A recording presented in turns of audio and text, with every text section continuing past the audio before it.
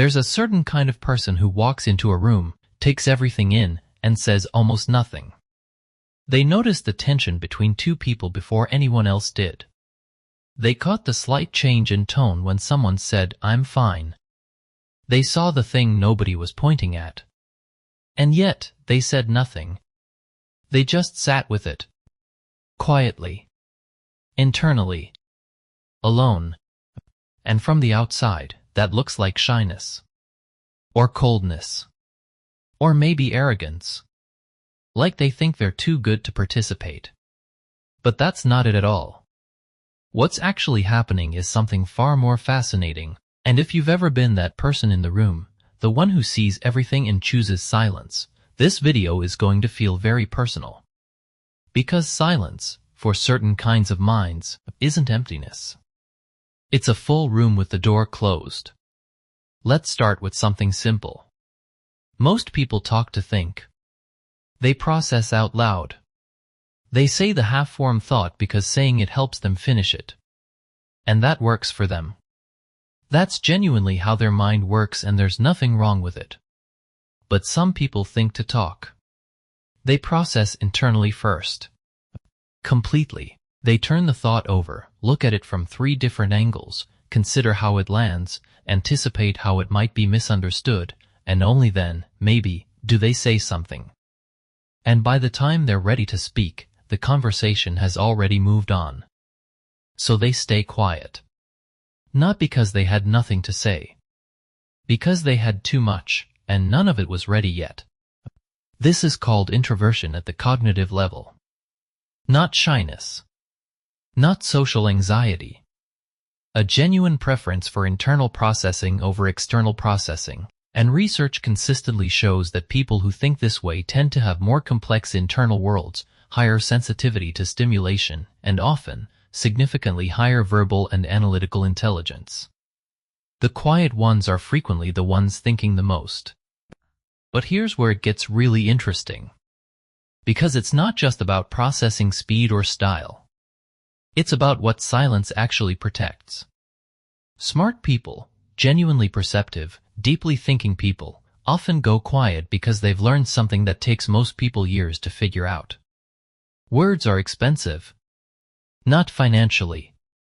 Emotionally. Socially. When you say something, you're committing to it.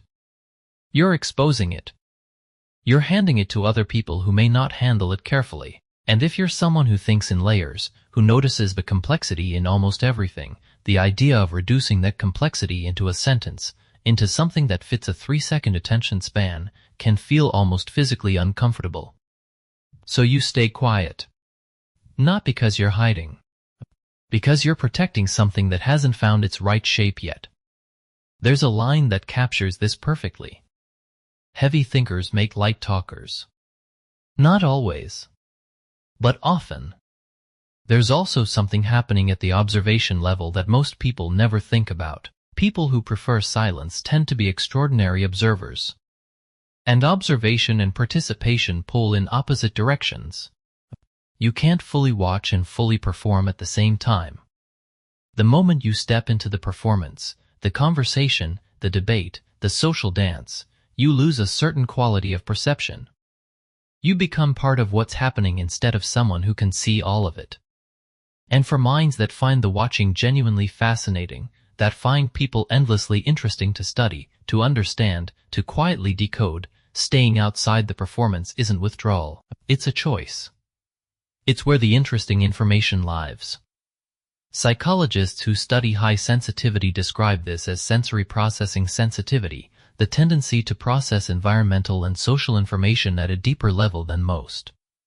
People with this trait notice things. The micro-expression. The pause before the answer.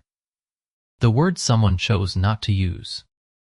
And they do this automatically, constantly, without trying. Which also means they get full faster. A conversation that energizes someone else can genuinely exhaust them. Not because they don't enjoy it. Because they're processing 10 times more of it. And then there's the part nobody likes to say out loud. Smart people sometimes go quiet because they've been burned by speaking.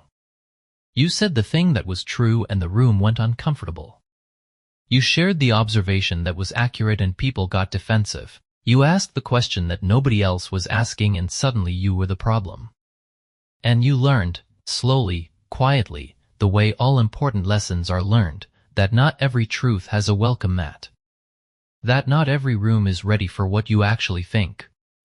That sometimes the most intelligent thing you can do is read the environment and decide, not today. That's not cowardice. That's calibration. That's a mind that has learned the difference between having a thought and choosing when to release it. Your silence is not weakness. Sometimes your silence is the most strategic thing in the room. But here's the thing that matters. And this is the part one really want you to hear. There's a version of this that serves you, and a version that slowly isolates you. The silence that comes from genuine discernment, from choosing your moments, from protecting your inner world until you trust the space, that's healthy. That's wisdom. That's a highly intelligent way to move through a world that often rewards noise over depth. But there's another silence, the one that comes from believing, somewhere underneath everything, that what you think doesn't matter enough to say. That you'll be misunderstood anyway, so why try?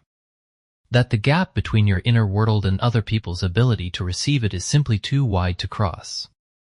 That silence, isn't wisdom. That's loneliness wearing the costume of independence.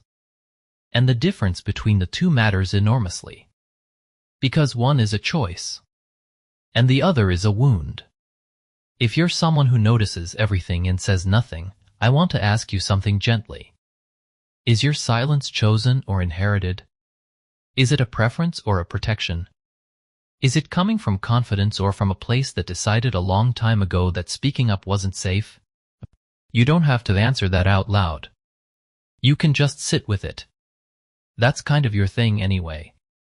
What I want you to know is this: the depth of your inner world is not a burden. It is not a social liability.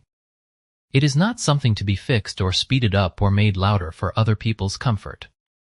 It is one of the most genuinely rare things a person can carry. The ability to think deeply, observe carefully, and speak only when something is actually worth saying, in a world drowning in noise, is not a weakness. It is a form of intelligence that the world doesn't always know how to recognize. But that doesn't make it less real. Your quiet is not nothing. Your quiet is full. And if any part of this felt like it finally explains something you've been carrying, drop a comment below. Tell me what you noticed. Tell me what you've been sitting with. I read every single one. And there's a lot more of this kind of conversation waiting for you here if you want to keep going.